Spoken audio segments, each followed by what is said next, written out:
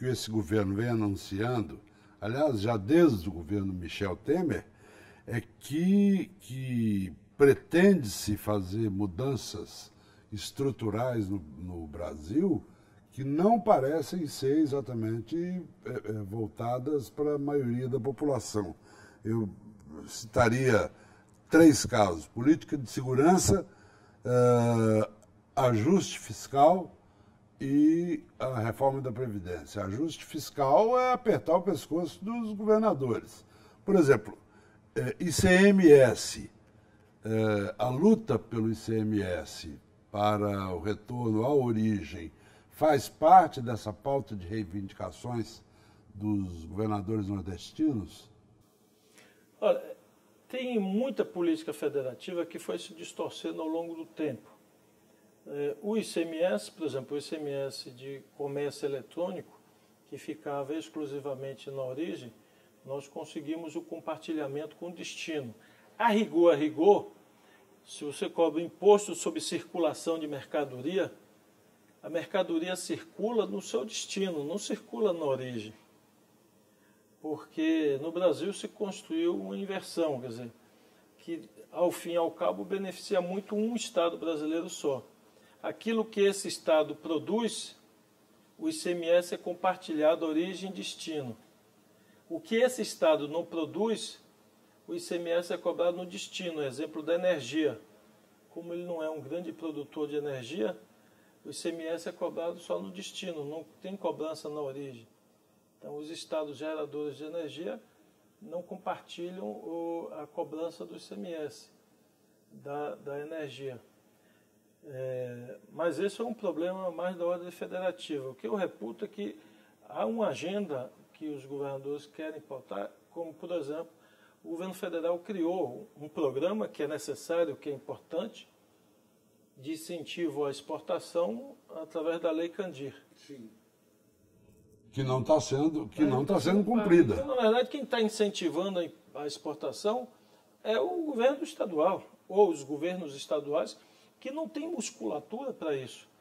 Porque o incentivo é dado e o governo federal não paga e não repassa aos estados. O fato de que as mudanças que ocorreram, inclusive no governo Michel Temer, da regra do jogo para permitir acesso a crédito, mesmo internacional, nos parece colocar a mesa de cabeça para baixo. Então, a Bahia, por exemplo, tem um dos menores endividamentos do Brasil, 0,48. O teto é 2. Então, São Paulo, Rio estão perto do teto, 1,8, 1,7, 1,9. O Rio, na verdade, já passou de 2. Então, houve uma mudança onde os estados que têm um maior comprometimento, um maior endividamento, podem acessar crédito, e os estados com menor endividamento estão limitados a não acessar crédito. Então, isso é uma distorção que precisa ser corrigida imediatamente. Parece que é um caso específico na Bahia, que é um financiamento do Banco Europeu. Nós temos um financiamento que nós perdemos há 3 anos, 200 milhões de euros, que dá mais ou menos, a conversão de hoje, a 800 milhões de reais, para fazer ações de infraestrutura no Estado. O contrato está pronto para assinar, a gente não consegue assinar, porque o governo federal tem que autorizar conforme a legislação. Ou seja, não é recurso federal, é recurso do Banco Europeu. Nós temos garantias reais, uma vez que a gente assina com o governo federal, ele pode abater do FPE, portanto não há risco de haver inadimplência. Ele já abate na fonte o repasse para o Estado. Então, e há 3 anos não é assinado isso. Então, isso é muito prejudicial. Mas se já estava assim, desculpe, governador, mas se já estava nessas circunstâncias, num governo como o do Temer, a tendência é piorar, né? Que isso se agrave, né? Olha, eu espero que não. A mim resta sempre o otimista de todo baiano e todo governante, de desejar que o governo se preocupe com o país. Tem uma agenda e que nós precisamos no Brasil, na minha opinião, começar a produzir alguns consensos. Precisamos voltar a permitir o diálogo. Esse país foi dominado, talvez, nos últimos 4 anos, por muito ódio, por muito preconceito, por muito rancor e incapacidade das forças políticas de chegarem a algum tipo de consenso. Ao tirar uma presidenta legitimamente eleita, sem ter, e hoje mais do que claro que não tinha uma base real que justificasse isso, se interrompeu a produção de consensos no Brasil. E o mundo inteiro, o mundo democrático, você só faz o país avançar quando as forças políticas, mesmo divergentes, conseguem produzir uma agenda minimamente de consenso para que destrave o país. Então eu tenho hoje uma preocupação grande porque que é da imagem do Brasil lá fora. O Brasil, na minha opinião, carrega uma imagem nos últimos 4 anos de insegurança, de instabilidade institucional e empresarial, e isso tem travado os investimentos. Você olha na história econômica do Brasil, nos últimos 30, 40 anos, eu diria até nos últimos 50 anos, você não teve uma sequência de anos tão ruins economicamente como nós tivemos aqui. Normalmente, a gente aprende na escola de economia que a economia brasileira parece, alguns economistas chamavam voo de galinha, né? Sobe e desce, ou então de serrote, pela característica da economia brasileira, que era reagir sempre, mesmo que caísse no ano seguinte, mas reagia e voltava, ficava esse sobe e desce. E nós estamos há 4 anos patinando sem a economia reagir. Isso tem um efeito catastrófico na juventude, milhares de jovens saem das universidades, saem dos cursos técnicos, não conseguem emprego, então começa a aumentar o número de depressão em jovens, dificuldade financeira, as pessoas idosas, por questão econômica, terminam não saindo do seu posto de trabalho, não abre espaço para a juventude, a economia não cresce, não absorve esse emprego.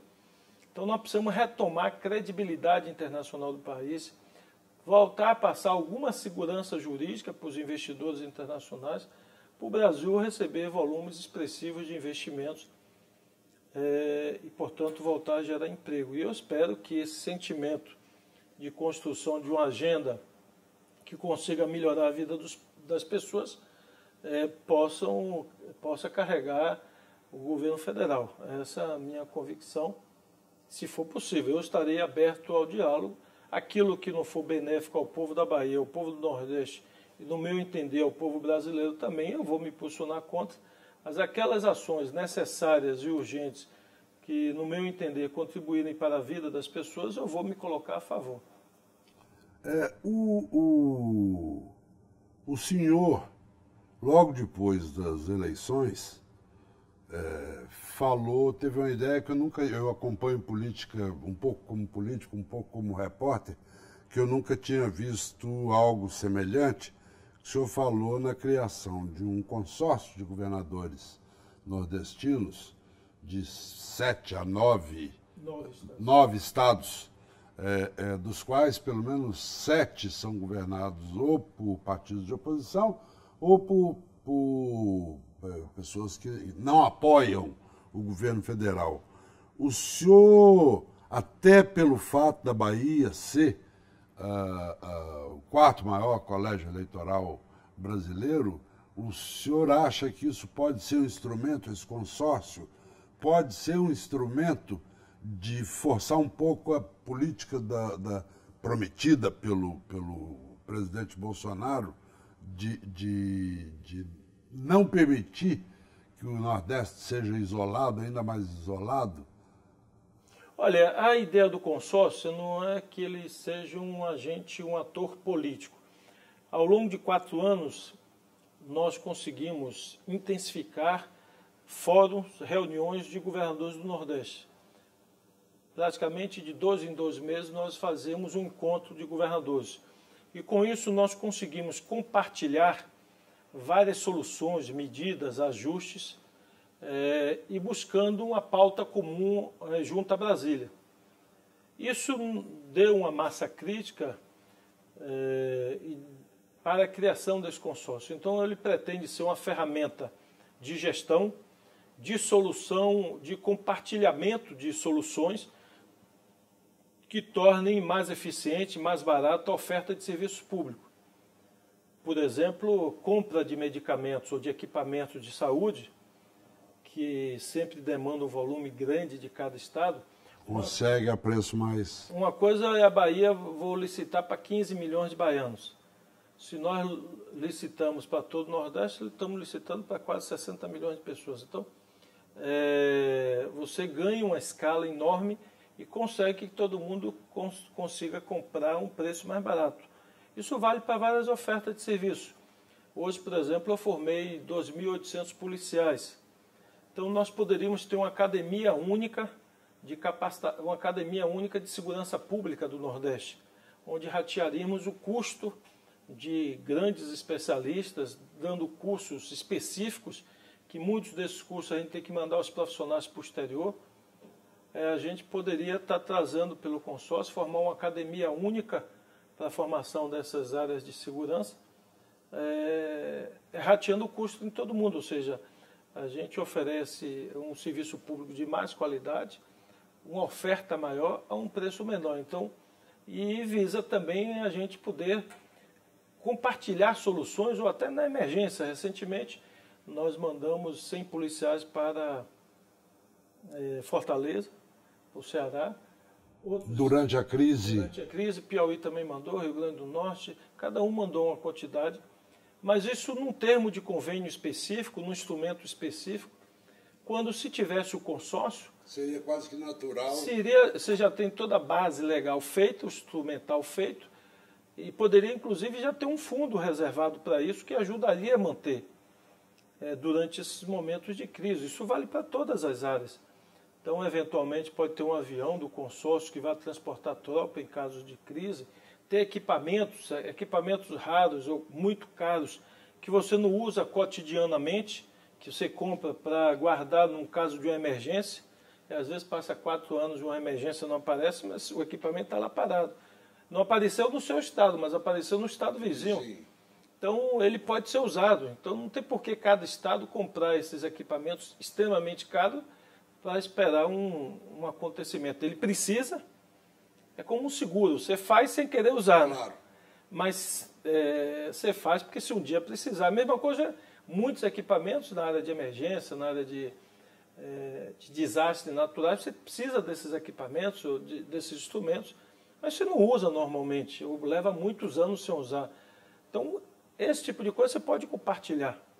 E isso reduziria o custo de todo mundo. Enfim, são as várias possibilidades na área de saúde, na área de educação, que nós podemos compartilhar soluções a um custo muito mais barato. E, do ponto de vista político, nós pretendemos nos reunir, nós vamos formar esse consórcio agora. Assim? Em São Luís do Maranhão, já está marcada a próxima reunião dos governadores. Para quando, o senhor sabe? Está marcado dia 22. Agora, 22 de março, é? Onde nós vamos assinar o consórcio. Então, e lá vamos assinar a documentação.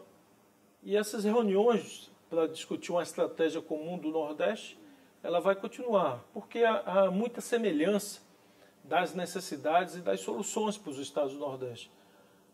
Primeiro, na área de abastecimento de água, nas políticas públicas de saúde, de educação, as soluções são muito parecidas. E ao nos reunirmos, nós buscamos compartilhar isso e, eventualmente, demandar junto do governo federal. É por isso que nós já solicitamos, desde dezembro, uma audiência com o presidente da República para que possamos discutir com ele soluções específicas para o Nordeste. Independentemente dessa reunião que ele terá com todos os governadores do Brasil. Tem uma agenda que é comum aos 27 estados. Tem agenda que são específicas do Nordeste. Então, até eu diria, pela exclusão secular do Nordeste de políticas públicas, o melhor período do Nordeste foi o período que Lula e o primeiro mandato de Dilma, em termos de volume de investimento de água, de casa, de saúde, de educação, sem sombra de dúvida. Mas secularmente o Nordeste foi excluído e vivemos o período de crescimento. É evidente que isso precisa continuar. Agora, isso obviamente é inevitável que um consórcio como esse, ainda que seja concebido com finalidades administrativas, reduzir custos, isso gera uma força política indiscutível. Como é que o senhor vê isso? Olha, a ideia é que a gente possa, é evidente, utilizar essa ferramenta como uma ferramenta para melhorar a vida das pessoas. Essa é a marca, eu diria, e por isso o Nordeste foi a região que teve mais reeleição, né? Se você olha comparativamente com outras regiões, basicamente quem não foi reeleito é porque praticamente fez o sucessor. Uma exceção é Rio Grande do Norte, mas a Paraíba não teve reeleição, mas ele fez o sucessor. Sergipe fez o sucessor. Alagoas foi reeleição, Pernambuco foi reeleição, Ceará foi reeleição, Maranhão foi reeleição, Piauí foi reeleição. Então, por quê? Porque houveram estados onde, ao longo de 4 anos, mesmo com toda a dificuldade, os governadores, nós conseguimos priorizar ações concretas que melhoraram a vida das pessoas.